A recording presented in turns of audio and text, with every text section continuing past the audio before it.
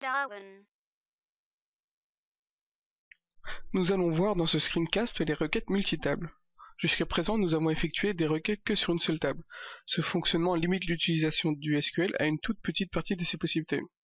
Par exemple, si nous voulons afficher tous les livres et tous les genres d'une table, nous tapons par défaut select étoile from livre, virgule, genre. Que se passe-t-il si nous utilisons cette requête? Lorsqu'on effectue cette requête, nous verrons chaque livre comme faisant partie de chaque genre. Sans utiliser de jointure, cette requête SQL vous présentera chaque combinaison livre-genre. Ainsi, si vous avez 10 livres et 5 genres, vous obtiendrez 50 lignes de résultats. Ce qui nous intéresse, ce ne sont pas ces 50 lignes, mais les lignes où le code genre est le même sur les deux tables. Pour cela, nous pouvons utiliser une jointure. C'est très simple. Il suffit de taper donc select all from livre. Ensuite, nous tapons inner joint, qui est donc la syntaxe pour une jointure. On tape ensuite genre, unlivre.id genre. Ensuite genre.id genre, virgule. Ici, qu'est-ce que nous avons fait? Donc ici, nous avons indiqué que nous voulons toutes les colonnes de la table livre. Ensuite, on a indiqué que nous avons fait donc une jointure avec la table genre, qui contient donc les genres ainsi que l'ID des genres.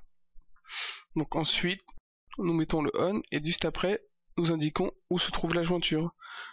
Donc nous indiquons que dans la table livre, nous avons la clé étrangère ID genre, qui elle se trouve dans la table genre, qui porte donc l'ID genre du même nom. Donc nous effectuons cette requête.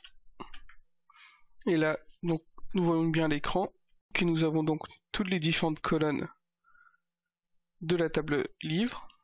Donc ID livre, title, titre VO, année, ID genre.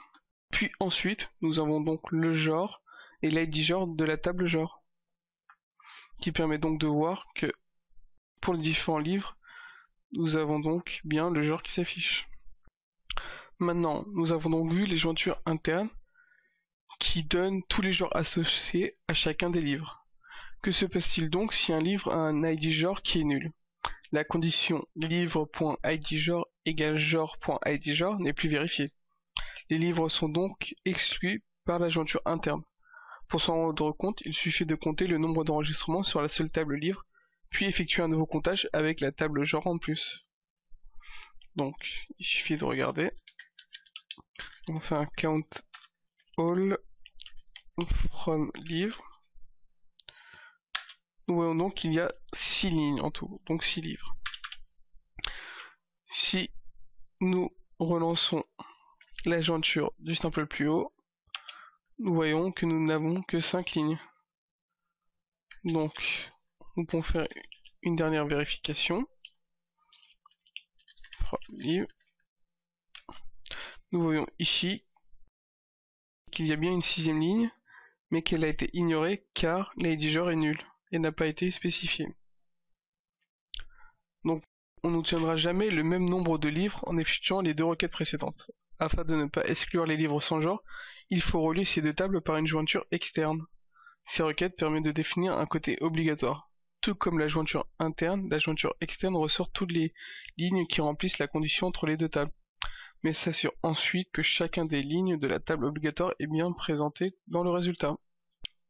Dans le cadre des jointures externes, il existe deux manières de les écrire. Il y a le left outer join et le right outer join. Dans le cadre du left join, toutes les valeurs des tables à gauche du mot-clé left sont obligatoires, alors que dans le right outer join, ce sont les tables qui sont à droite de right qui auront les valeurs des tables obligatoires. Nous allons maintenant réécrire notre première jointure interne en externe pour afficher la 6ème ligne qui n'apparaît pas dans cette première jointure. Donc pour cela, très simple, on commence de la même manière, donc select all from livre. Ici, à la place de inner joint, on met left outer join. Ensuite, on écrit la même chose qu'auparavant, donc genre on livre.id genre égale genre.id genre point virgule. Donc ici, ce seront donc les tables qui sont à gauche du mot left qui auront les valeurs obligatoires. Donc ici livre. Donc nous allons maintenant pouvoir taper notre requête. Juste avant, n'oublie pas ici de mettre un point virgule pour pas que ces lignes-là soient associées à notre requête. Donc nous lançons notre ligne. Et là nous voyons bien que nous avons la 6e ligne qui nous manquait auparavant qui s'affiche. Donc ici on voit bien que les valeurs sont nulles. Pour la version right outer, il suffit juste de changer le left en right.